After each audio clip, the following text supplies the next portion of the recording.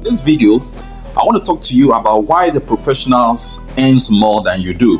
Now, anyone that is called a pro, it means he's a professional.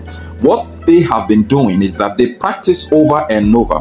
If you're an amateur practice to make sure he doesn't get it wrong, but pro practice beyond just get it wrong. Now, one thing I want you to know is that in anything at all that you pick your hand to do, make sure that you master that thing. Now, mastering is your ability to execute that thing effortlessly without the use of your conscious resource.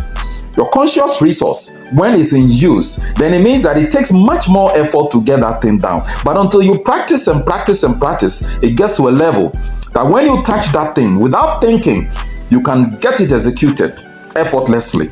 And this is what I'm asking you to do. Until you attain mastery, you can never break through. So get mastery and make sure that whatever you touch is done with a professional touch. Thank you.